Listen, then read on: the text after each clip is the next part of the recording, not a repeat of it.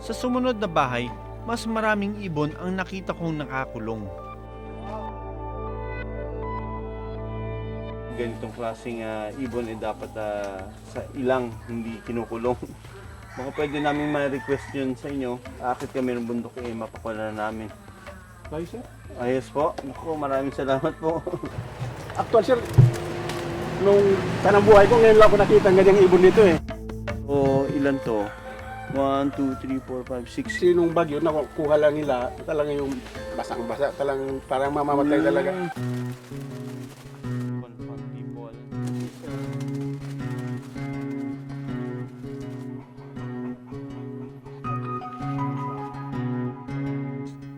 Mahirap makita ang Luzon bleeding heart sa wild dahil sa kaunti nitong bilang.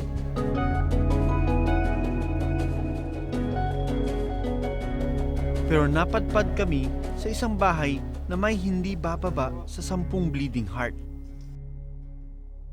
Sana po matulungan nyo kaming mapakwalan ulit siya dyan sa kagubatan para manumbalik ang sigla ng ating gubat. Okay po? Ako, maraming salamat po.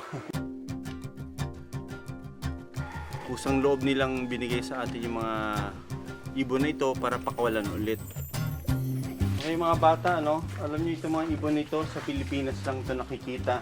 Sana pamula sa inyo, pumalat yung ganitong gawain na wag na nating sirain. Hindi lang ibon, bayawak, kahit anong mga buhay lang. Ha? Okay, up here. Alright. Sige. Salamat. Umakyat kami sa bundok para pakawalan ang mga ito.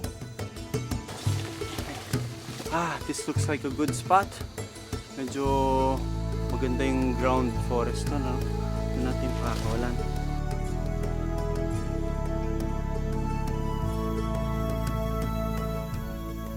One of the most beautiful birds in the Philippines, the bleeding heart.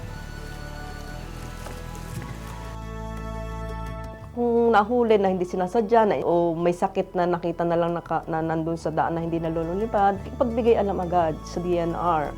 Dapat i-assess natin mabuti yung kanyang kalagayan bago tayo mag-release. Wala ba silang sakit? Okay ba? Hindi ba sila weak? Siguraduhin natin na yun ay native sa area. Hindi siya galing sa ibang bansa. Pangalawa ay yung area na pagre-release niya, dapat within the natural range ng species. So kung siya ay nakikita sa Luzon, ang Catanduanes, pwede siyang ma-release mismo doon sa Catanduanes. Dapat ma-educate sila kung anong i-release doon sa area, anong kahalagahan doon sa environment at sa community, at paano sila makakatulong para hindi nila huling huhulihin. Kakaibang feeling to, no? Dahil wow, na-convince natin yung mga locals na nag-aalaga ng mga ganito to release the bleeding hearts back to the wild. Let's love our wildlife. Lalo-lalo na itong mga ibon na wala silang kalaban-laban pagdating sa pagtatrap sa kanila, pagtirador, pagbarel.